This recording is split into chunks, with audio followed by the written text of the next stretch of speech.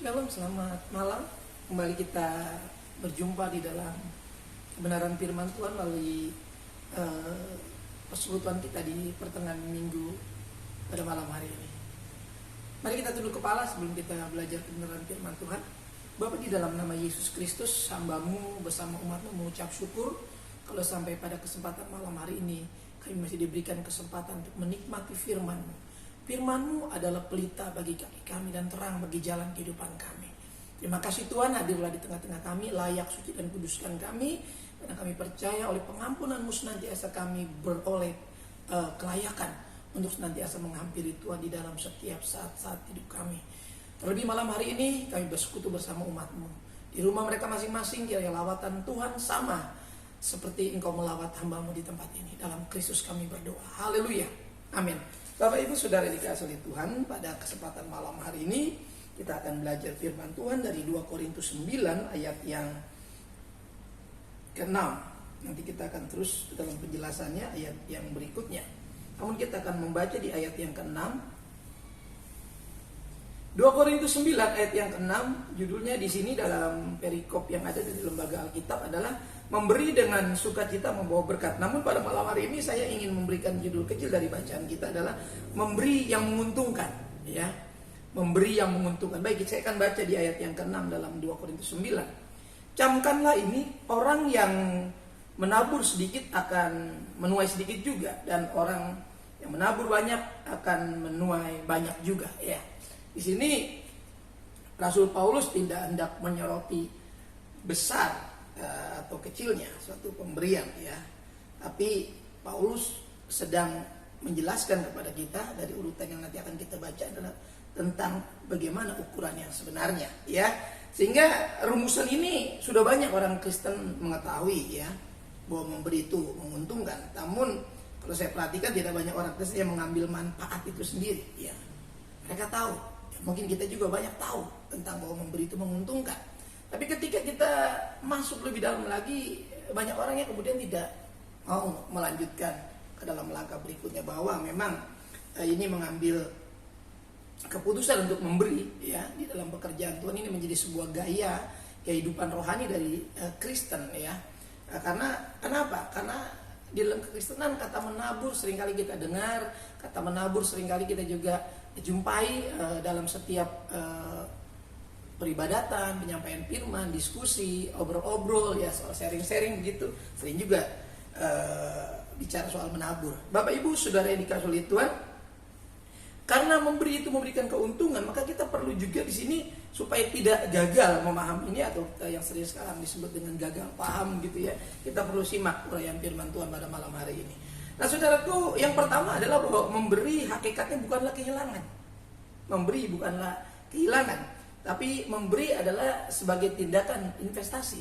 Ini yang sering kita dengar, bahwa sekarang di dalam dialog-dialog Kristen, dalam penyampaian khotbah-khotbah Kristen selalu disinggung bahwa memberi adalah sebuah investasi. Ya, saya setuju itu, ya, bahwa memberi adalah sebuah investasi kalau kita mengadopsi kata yang lagi tren saat ini, ya, menginvestasikan diri ke dalam kekekalan. Nah, orang Kristen ini bisa memberi sedikit, bisa memberi banyak.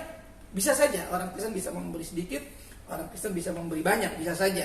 Selalu saya katakan ukurannya adalah bukanlah besar kecilnya, ya. Saya katakan Paulus di sini juga bukan sedang menyoroti besar kecilnya sebuah pemberian, ya, tapi kita lihat ukurannya. Matius 7 ayat yang ke-2 kita lihat. Coba silakan Matius 7 ayat 2, silakan. Matius pasalnya yang ke-7 ayat yang kedua, demikian firman Tuhan. Karena dengan penghakiman yang kamu pakai untuk menghakimi, kamu akan dihakimi, dan ukuran yang kamu pakai untuk mengukur akan diukurkan kepadamu. Iya, bertolak dari bahwa memberi hakikatnya adalah bukan sebuah kehilangan tapi sebuah investasi, maka ukurannya adalah, tadi saya katakan Paulus di sini di dalam bacaan kita tidak sedang menyoroti besar kecilnya suatu pemberian, tapi ukurannya, ya. Kalau ukurannya firman Tuhan, maka di dalam ayat yang ke-7 kita turun tadi dalam 2 Korintus 9 mengenai memberi itu menguntungkan, ya, memberi yang menguntungkan. Kita lihat, tentu kita akan memperoleh keuntungan. Ingat, keuntungannya adalah buat kita. Hendaklah masing-masing memberikan menurut kerelaan hatinya. Perhatikan, Orang-orang yang mengerti memberi itu menguntungkan, dia tahu bahwa waktu ya dia memberi harus menurut kerelaan hatinya, ya. Bukan hati orang lain, ya, tapi hatinya. Jangan dengan sedih hati, suasana hatinya harus moodnya, ya. Mood, saya selalu bilang mood dan eksistensi ini nggak bisa dipisahkan. Orang bisa eksis melakukan firman Allah kalau moodnya terbangun dengan baik. Di sini menurut kerelaan hatinya. Jangan dengan sedih hati. Perhatikan sekali lagi, mood di dalam hatinya harus terus dijaga. Terus dijaga begitu. Jangan sampai tidak terjaga. Kenapa? Karena kita harus terus melakukan ini, ya. Kita di setiap saat dituntut untuk bisa memberi. Memberi tidak selalu benda, memberi tidak selalu uang. Memberi itu banyak hal, ya. Saya sedang berbicara secara luas di sini, bukan secara menyempit dalam pemahaman ini, tapi meluas. Memberi itu harus dengan kerelaan hati, dorongannya dengan hati yang rela, suasana hatinya tidak sedih, tidak dengan suasana hati yang tertekan, dipaksa. Sebab Allah mengasihi orang yang memberi dengan sukacita. Nah, kalau hal-hal tadi yang saya katakan itu ada, maka yang namanya sukacita itu betul-betul terjadi, ya. Allah mengasihi orang yang memberi dengan sukacita. Nah, di sana kasih Allah akan berperan ketika seseorang bisa memberi, ya. Tadi saya awali dengan memberi itu, orang Kristen bisa memberi banyak, bisa memberi sedikit, ya. Bisa memberi banyak, bisa memberi sedikit. Tapi bukan itu yang dikatakan, saya katakan yang disoroti Paulus, tapi soal ukurannya. Nah, Paulus memberikan suatu gambaran di sini bahwa orang yang menabur sedikit, ya perhatikan, orang yang menabur sedikit akan menuai sedikit. Ini konsekuensi firman Allah. Jadi jangan kemudian kita balik bahwa orang yang menabur sedikit lalu kita bilang akan menuai berlimpah-limpah. Jangan seperti itu. Kenapa? Karena kita harus ukurannya firman Allah. Jadi firman Allah ini jelas sekali, ya, disampaikan Paulus, orang yang menabur sedikit akan menuai sedikit juga, dan orang yang menabur banyak akan menuai banyak juga. Jadi di sana kemudian orang-orang yang tidak paham tentang hal ini jangan sampai timbul iri hati. Loh, kok mereka makin diberkati Tuhan, ya? Kok mereka semakin diperkaya, ya? Ya, ini orang Kristen dengan orang Kristen. Kok mereka semakin banyak mendapatkannya, ya, dari Tuhan, ya? Seharusnya kita kemudian belajar apa sih rahasianya. Pasti soal memberi. Ini ukurannya jelas di sini, ukuran firman Allah. Orang yang menabur sedikit, menuainya sedikit. Karena hukum tabur itu dalam kekristenan kita kenal. Dan orang yang menabur banyak akan menuai banyak juga. Ini sebetulnya nggak boleh dihindari, ya. Karena orang Kristen selalu ngomong soal ini, soal menabur, soal menuai, soal berbagi, soal memberi. Ya, sehingga orang harus betul-betul mengerti di sini. Jangan sampai nanti gagal paham lalu kemudian menyebarkan hal-hal yang salah, men-sharingkan hal-hal yang keliru tentang hal memberi. Ya, Bapak Ibu, Saudara dikasih Tuhan. Jadi jangan pernah berpikir salah bahwa orang yang menabur sedikit akan menuai banyak. Tentu bertentangan dengan ayat ini. Jadi orang yang menabur sedikit akan menuai sedikit, orang yang menabur banyak akan menuai banyak. Tapi ini soal sukacitanya.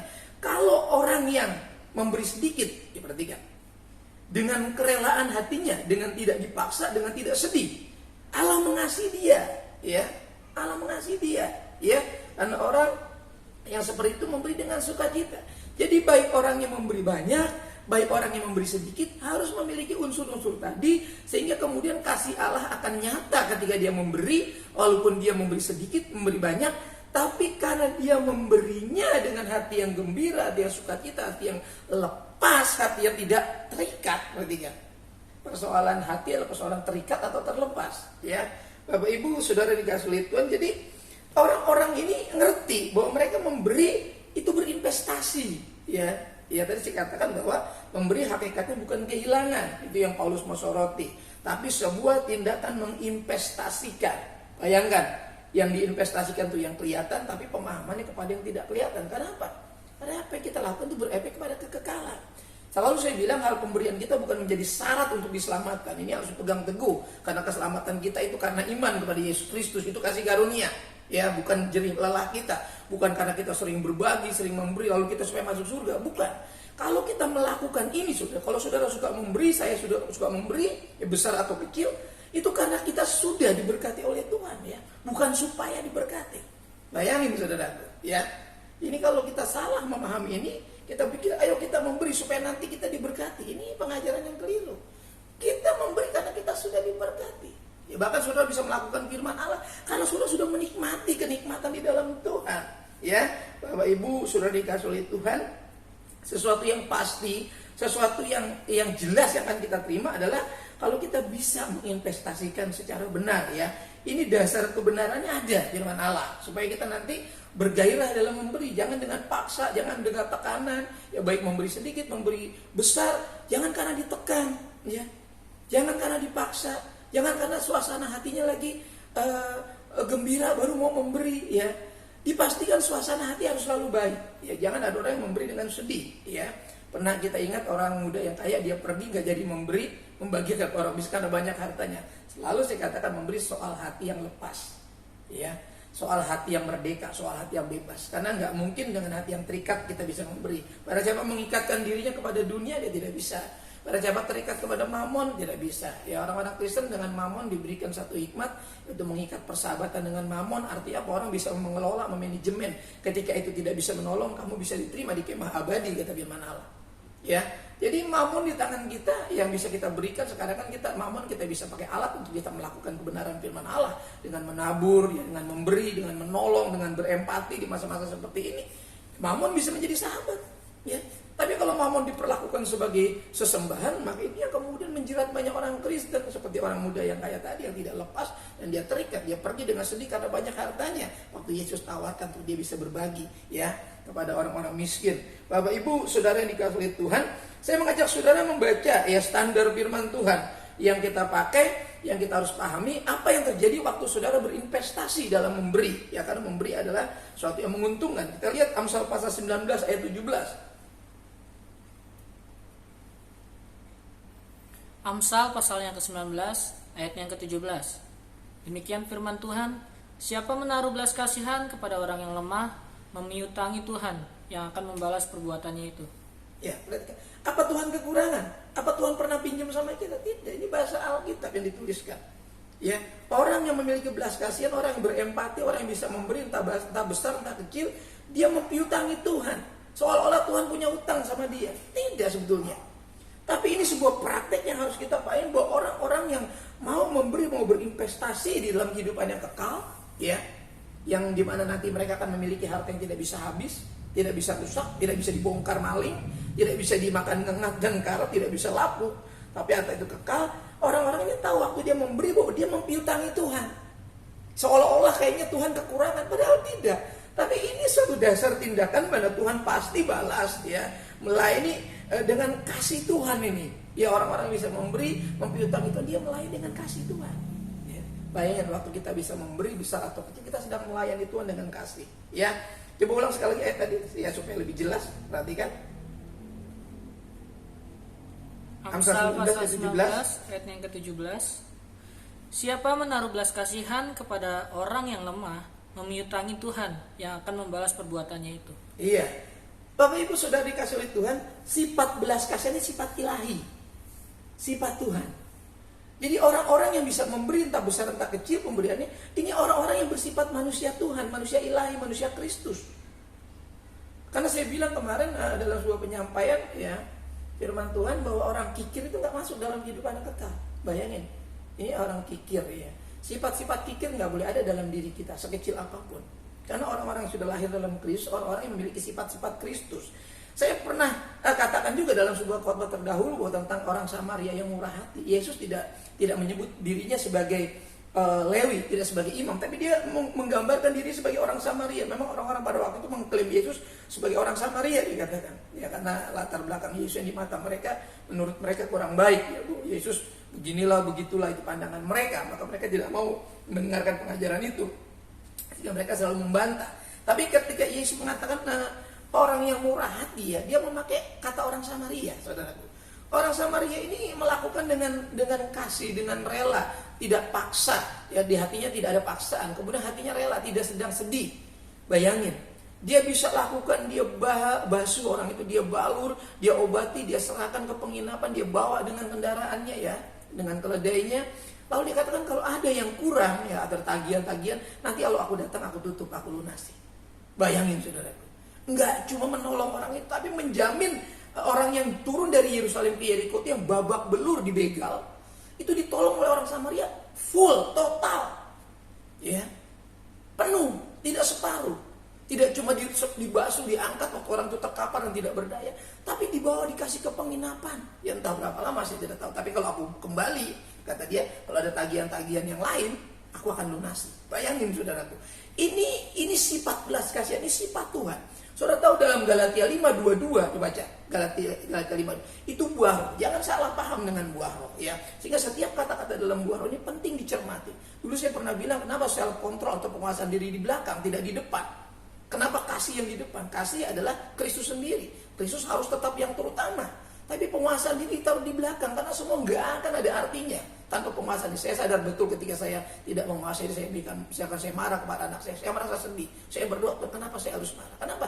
Saya manusia, pasti saya tergoda untuk lepas kontrol ketika mau marah sama anak. Ini saya akui saja. Kenapa sih? Saya sadar betul bahwa kenapa self control ada di belakang. Ya sebaik apapun kita, ya ketika tidak ada penguasaan diri, sia-sia semua. Sehingga penguasaan diri ditaruh di urutan terakhir dalam Galatia 5, 22, 23. Coba kita lihat ayat 22, Galatia 5. Ya. Galatia 5 ayatnya yang ke-22. Yeah. Tetapi buah roh ialah kasih, sukacita, damai sejahtera, kesabaran, kemurahan, kebaikan, kesetiaan. Perhatikan. Saudara perhatikan, murah hati itu ditaruh, kemurahan itu ditaruh di tengah, saudara. Kemurahan, saudaraku, orang-orang yang tadi saya katakan bisa melakukan, bisa memberi entah besar entah kecil, ya dia sudah memiliki sifat Kristus, sifat ilahi. Ingat, orang-orang yang sudah bisa memberi, itu sudah memiliki sifat ilahi. Dan kemurahan hati itu menempatkan posisi di titik yang sentral dalam buah roh. Sehingga di sana menjadi pusat, saudaraku. Orang-orang yang hidup dalam Kristus pasti murah hati. Saya nggak tahu ya, dengan istri selalu ketika saya melihat seseorang, saya selalu belum sampai saya ini, istri saya bilang, oh sama ya, ketika kita mau memberi sesuatu pada orang, oh sama ya, tadi juga udah muncul di hati saya.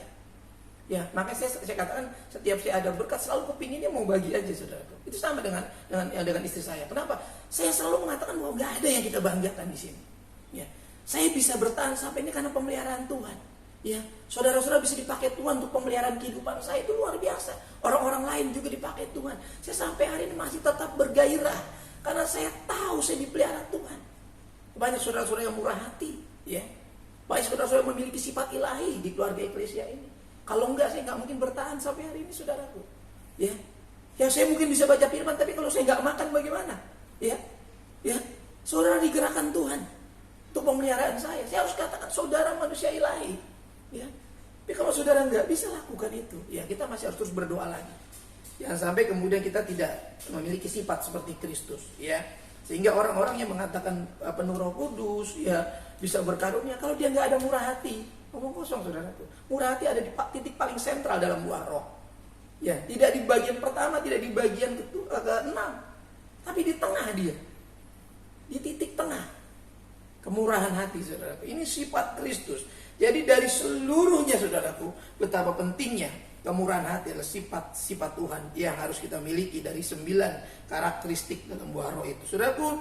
Sehingga orang-orang yang bisa memberi, yang tahu memberi itu menguntungkan, dia nggak pernah merasa kehilangan, dia tidak pernah merasa kekurangan, dia tidak pernah merasa kurang ketika dia bisa mengeluarkan apa yang dia punya. Dia nggak merasa berkurang. Kenapa saya katakan tadi, saudaraku, rumus ini rumus kekristenan, ya. Memberi itu bukan berarti kehilangan, tapi sebuah investasi, saudaraku. Ada catatan penting, saudaraku. Karena hati kita sudah diperbaharui. Hati kita sudah diberikan hati Bapa di sorga, ya. Hati Tuhan Yesus Kristus. Orang-orang yang sudah bisa memberi dengan sukacita. Tuhan Allah sangat mengasihi. Kita lihat ayatnya ke-8, ya. Kita lihat ayatnya ke-8. Jadi saudara jangan salah dasar ini bahwa orang yang bisa memberi dan tahu memberi itu menguntungkan, dia sudah tahu bahwa memberi itu mempiutangi Tuhan, saudara. Ya, perhatikan, karena Allah akan membalas orang yang Allah akan membalas dengan belas kasihan yang kepada kita, saudara. Ayat yang ke-8 dalam 2 Korintus 9, silakan. 2 Korintus 9 ayat yang ke-8, demikian firman Tuhan. Dan Allah sanggup melimpahkan segala kasih karunia kepada kamu, supaya kamu senantiasa berkecukupan di dalam segala sesuatu, dan malah berkelebihan di dalam pelbagai kebajikan. Perhatikan, ketika saudara tahu bahwa memberi itu menginvestasikan diri di dalam kekekalan, berarti ya. Nah, yang terjadi adalah saudara sedang mempermuliakan Tuhan. Karena orang yang tidak berani memberi itu orang yang menghina Tuhan. Saya katakan saya ulang sekali lagi. Mungkin kalimat ini sangat keras ya. Itu menghina Tuhan.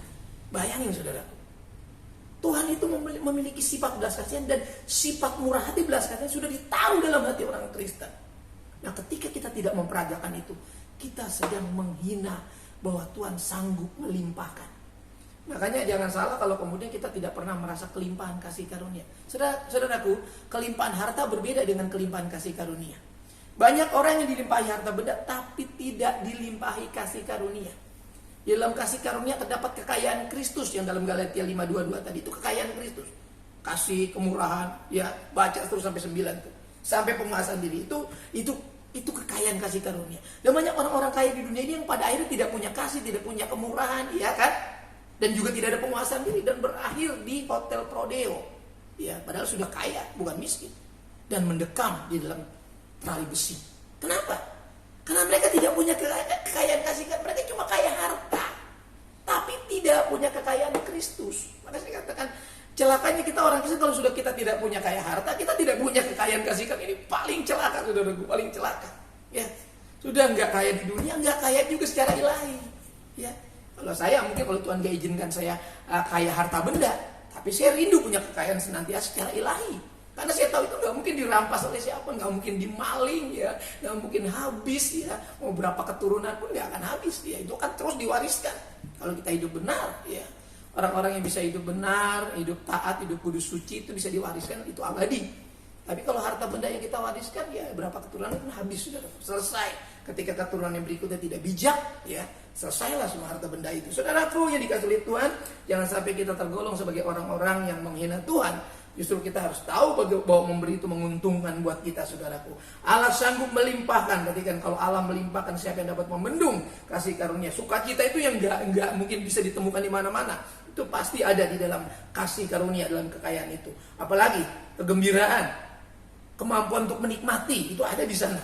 Karena ada banyak orang yang diberkati melimpah tapi nggak bisa menikmati. Saya katakan sekali lagi, orang yang hartanya mungkin bertriliun-triliun ya, kalau mungkin ada, bermiliar lah gitu, tapi makan saja ditakar, ya, tidur saja diatur, saudara. Bayangin.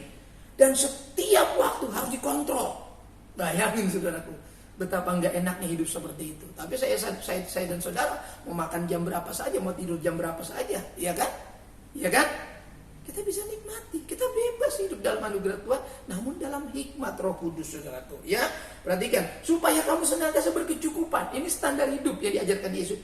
Cukup, perhatikan. Cukup itu nggak kurang sedikit pun, ya, cukup. Lah, di sini ditambahkan lagi, di dalam segala sesuatu. Berkecukupan kita ini dalam semua aspek. Perhatikan, orang sudah tahu keuntungan memberi, dia akan memahami ini dan dia akan mengakses ke arah sini. Dan dia akan menghidupi ini, saudaraku. Hidupnya akan berkecukupan. Orang yang berkecukupan ini gak akan mengeluh, ya, gak akan berbagi sharing tentang pengeluhan, ya, gak akan berbagi sharing tentang kesulitan, kesusahan. Dia tahu ada jalan keluar waktu dia susah. Waktu dia sulit, dia punya sahabat yang sejati. Gak ada orang Kristen yang frustrasi lalu mengakhiri diri. Ya, kalau dia punya Kristus ada jalan keluar. Dia punya teman-teman hamba Tuhan, dia punya teman-teman anak Tuhan, dia punya sahabat-sahabat orang yang beriman yang bisa berbagi kekuatan. Jadi nggak mungkin dia putus asa. Ya, bahkan dia berkecukupan di dalam segala sesuatu. Segala sesuatunya aspeknya luas, bukan cuma wilayah rohani. Ya, orang Kristen kita harus akui sama dengan orang-orang pada umumnya, membutuhkan segala sesuatunya. Jangan sampai kita berpikir cuma surga aja sampai anak-anak kita nggak urus pendidikannya. Tidak seperti itu orang Kristen. Makannya kita tidak perhatikan, tidak seperti itu. Nah, di bagian ini kita akan lihat bahwa Allah sungguh-sungguh, ya, kita perhatikan, akan memberkati. Perhatikan ayat 10, kita turun. Ya. Ya. 2 Korintus 9 ayat yang ke-10. Demikian firman Tuhan. Ia yang menyediakan benih bagi penabur dan roti untuk dimakan. Ia juga yang akan menyediakan benih bagi kamu dan melipat gandakannya dan menumbuhkan buah-buah kebenaranmu. Perhatikan, saya ulas lagi. Ia yang menyediakan benih bagi penabur. Kalau saudara sudah membiasakan diri, perhatikan, membiasakan diri secara positif, memberi besar atau kecil itu urusan kita. Ya, sesuai dengan kemampuan kata Paulus. Ya, sesuai kerelaan. Banyak orang kalau memberi sudah kayak mau dihukum mati. Ini bahaya. Kalau mau memberi sudah kayak mau dihakimi, ketakutan. Saudara. Jangan. Orang Kristen ya mau memberi sedikit pun ya. Saudaraku yang dihormati Tuhan, waktu janda itu memberi di depan orang kaya, Yesus bilang dia beri lebih banyak janda itu. 2 peser, bayangin loh. Kenapa? Karena kita lihat sini Paulus juga mau mengajar kepada kita bahwa dia tidak sedang menyoroti soal besar kecil, saya ulang sekali lagi, tapi soal kualitas hati yang didorong oleh kerinduan dan motivasi. Itu yang Paulus mau katakan dalam tulisan 2 Korintus 9 ini. Nah, waktu perempuan janda itu memberi di bait Allah yang cuma 2 peser, ya, dikatakan Yesus dia memberi lebih banyak. Lah ini kan aneh sih, orang kaya itu memberi dengan banyaknya, tapi ibu janda itu memberi hanya sedikit 2 peser. Tapi Yesus kok melihatnya dia memberi lebih banyak. Karena sama seperti Paulus mau menyorot di sini, pemberian itu bukan soal besar atau kecil, tapi soal dorongan hati kita, kualitas hati kita ini, motivasi hati kita ini betul atau tidak standarnya tadi. Ya, tadi saya sudah paparkan, saya akan ulang lagi standar memberi itu firman Allah. Ya, karena Allah akan menilai, mengukur di sana. Apa yang kita ukurkan itu akan diukur. Ya, saudara ini dikasih oleh Tuhan, dikatakan Allah akan memberikan keuntungan. Perhatikan. Dan roti untuk dimakan. Ya, perhatikan dia menyediakan. Kalau sudah biasa melakukan hal yang positif memberi, pasti ada, saudara. Nggak mungkin nggak ada. Dia akan menyediakan. Tapi kalau kita sudah tidak mau, ya bagaimana dia menyediakan benih?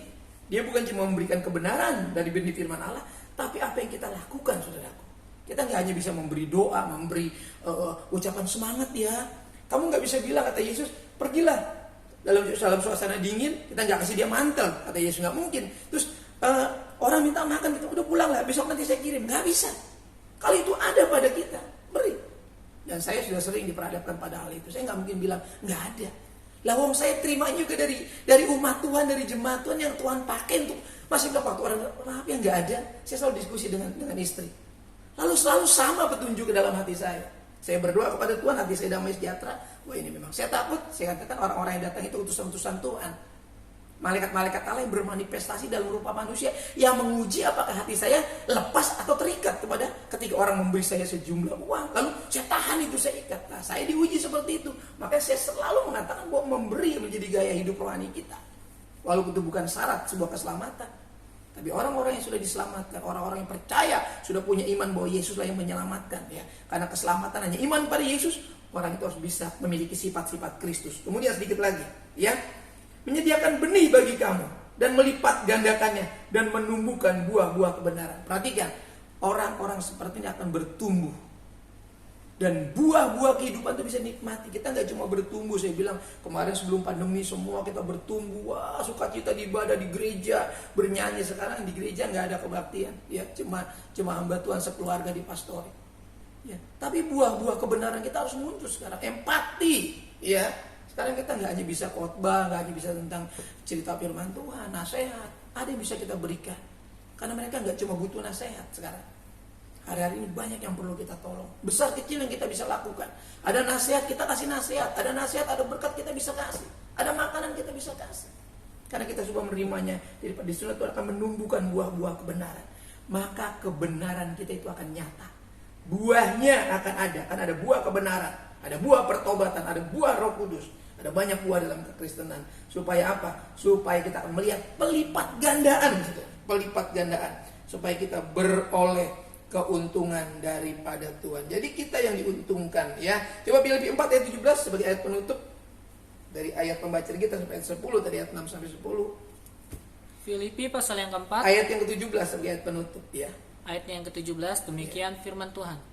Tetapi yang kuutamakan bukanlah pemberian itu, Perhatikan.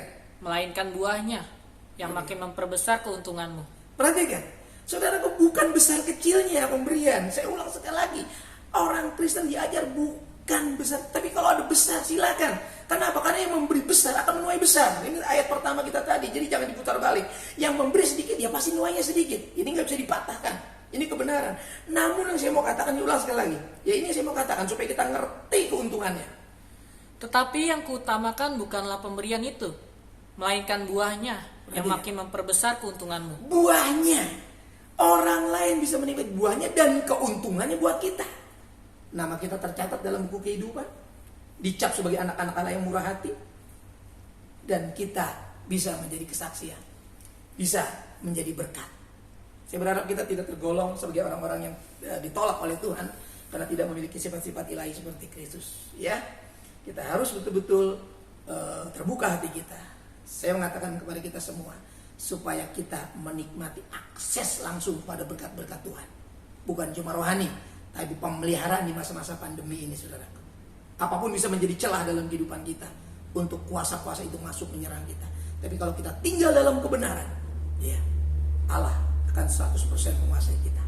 Jangan ada dosa yang membuat Allah terhalang, tapi hiduplah di dalam kebenaran firman Allah, supaya firman Allah selalu membereskan kehidupan kita ketika kita bersalah. Kita tunduk kepala.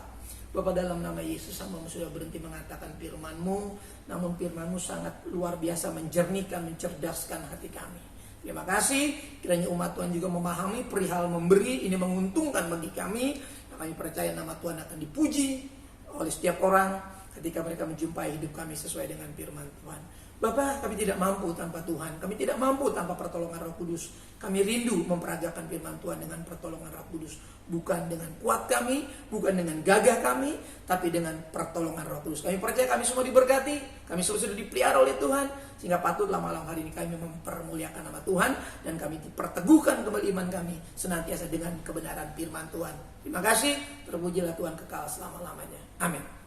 Bapak Ibu, saudara yang kasih oleh Tuhan, tetap kita terus terhubung dengan firman Tuhan senantiasa. Saya berharap jangan merasa lelah dalam berhubungan dengan Tuhan lewat ibadah seperti ini. Walaupun kita terpisah, saya selalu rindu untuk kita bisa berjumpa kembali. Tetap berdoa untuk situasi ini dan tetap kita mendukung pemerintah supaya dapat menyelesaikan semua ini, karena dengan kekuatan kita tidak mampu, namun dengan doa-doa yang disatukan dapat memulihkan bangsa ini. Tetap terapkan protokol kesehatan, dan dalam pemulihan kesehatan yang masih dalam isolasi, Tuhan kiranya menyertai terus. Percayalah bahwa semua saudara dan saya bisa lewati. Kita semua berdoa supaya ke depan semua sehat dan Tuhan memberkati kita. Sampai bertemu dalam ibadah minggu, Tuhan memberkati kita. Kita tunduk kepala berdoa. Terima kasih Tuhan. Kami bersyukur buat kebersamaan senantiasa. Kami bersyukur juga buat hamba-Mu, umat-Mu. Kami semua dalam keadaan sehat. Bahkan yang dalam pemulihan berangsur-angsur Tuhan sudah mulai sembuhkan. Bapak, kami percaya untuk selanjutnya bungkus semua umat-Mu, lindungi semua mereka di masa-masa pandemi ini. Bungkus kami semua dengan kuat kuasa darah-Mu yang bekerja, yang di rumah sama-sama Tuhan lindungi. Anak-anak kami juga yang bersekolah di rumah, Tuhan tetap berikan keseriusan, kesungguhan, yang berkuliah, berikan kesungguhan, yang bekerja juga berikan, yang di rumah bekerja, berikan keseriusan, kesungguhan. Kalau mungkin juga yang ada masih bepergian di luar rumah, Tuhan sertai, kumpulkan malam hari ini dengan selamat, dengan tidak kurang suatu. Berkati para suami, para istri, anak-anak semua dengan kesehatan, kekuatan rohani, jasmani. Itu bungkus keluarga kami dan berikan harmonisasi dalam hidup nikah setiap kami. Orang-orang tua kami, para janda, duda, lansia, single parent, memberkati mereka semua, hiburkan, cukupkan, dan berikan kekuatan kesehatan di masa-masa pandemi ini. Mereka yang sudah divaksin juga, Tuhan berikan kekuatan, karena Roh Kuduslah sumber kekuatan yang memberikan kekebalan dalam sistem imun kami. Roh Kudus yang akan turut campur tangan, dan juga yang akan menjalani vaksin, Tuhan tolong. Dan berdoa juga buat pemerintah kami Indonesia ini sudah berjerih lelah mengupayakan menggelontorkan dana begitu besar untuk proses pemulihannya. Tuhan berkati, Tuhan berikan kemudahan segala sesuatunya. Kami rindu pandemi ini boleh selesai dan pemerintah kami boleh menata kembali bangsa ini untuk membawa bangsa ini menjadi bangsa yang sejahtera, adil, makmur, cukup sandang pangan, keamanan di mana ada Injil Tuhan tempat bebas diberitakan, nama Tuhan dipermuliakan. Kami berdoa buat kesejahteraan kota kami Tuhan, karena kesejahteraan kota, kesejahteraan lingkungan di mana kami ada berdomisili adalah kesejahteraan kami juga. Terima kasih, berkati pekerjaan, bidang-bidang kehidupan kami semua, usaha dagang, setiap anak-anak Tuhan semua, bahkan yang rindu baru memulai usaha juga Tuhan teguhkan hati mereka, berikan keberanian, dan Tuhan memberkati. Yang bekerja tutup bungkus bidang-bidang pekerjaan mereka, posisi jabatan mereka. Yang belum mendapatkan pekerjaan, Tuhan buka jalan, berikan pekerjaan. Yang baru mulai berkuliah juga, bersekolah, Tuhan berkati, berikan kesungguhan. Terima kasih untuk bungkus berkat kehidupan mereka semua, memberkati juga ya Tuhan. Organisasi di mana kami bernaung, dari BPN, departemen yang ada, BPD, biru-biru yang ada, kami serahkan dalam tangan Tuhan, sampai gereja-gereja lokal yang ada saat ini yang terhalang oleh karena situasi dan perpanjangan PPKM ini juga, Tuhan tetap kiranya lindungi gereja-gereja Tuhan yang ada, dan jemaat-jemaat yang saat ini di rumah beribadah juga lindungi hati mereka untuk tetap kuat, tetap beriman, tetap sungguh-sungguh menjaga hidup mereka di dalam iman percaya kepada Tuhan Yesus Kristus. Terima kasih, terpujilah Engkau Tuhan kekal selama-lamanya. Tuhan juga menolong jemaat ini dalam kesusahan, dalam duka cita. Ya, Kau gantikan dengan sukacita yang daripada sorga, karena Roh Kuduslah sumber penghiburan sejati. Terima kasih. Sebentar kami akan lewati malam hari ini, dan sebelumnya juga kami akan memberikan persembahan dari rumah tangga kami masing-masing. Seberapa yang dapat kami berikan untuk membantu pekerjaan Tuhan di Eklesia ini, kiranya semua Tuhan yang menilai, Tuhan yang berkati hati kami. Seberapapun pemberian kami Tuhan, kami percayakan meringankan pekerjaan-Mu di tempat ini. Terpujilah Engkau Tuhan kekal selama-lamanya, bahwa kami melewati malam hari ini, bangun besok pagi dengan tubuh yang sehat, dengan kekuatan yang baru, dengan umur yang sudah diperpanjang, dan berkat-berkat yang sudah diperbaharui. Sidang jemaat yang dirahmati oleh Tuhan, buka kedua belah telapak tanganmu, arahkan hatimu kepada berkat Tuhan. Turunlah kiranya anugerah damai sejahtera dari Bapa kita yang di sorga, kasih sayang dan kecintaan dari pengantara yang hidup, yaitu Tuhan Yesus Kristus, persekutuan, keintiman, penyertaan Roh Kudusnya menyertai saya, menyertai saudaraku sekalian yang mulai malam hari ini sampai fajar Maranatha, menjemput kita di awan-awan yang permai. Dalam berkat nama Tuhan Yesus Kristus, kita yang menerima berkat Tuhan sama-sama katakan amin. Tuhan berkati kita. Shalom.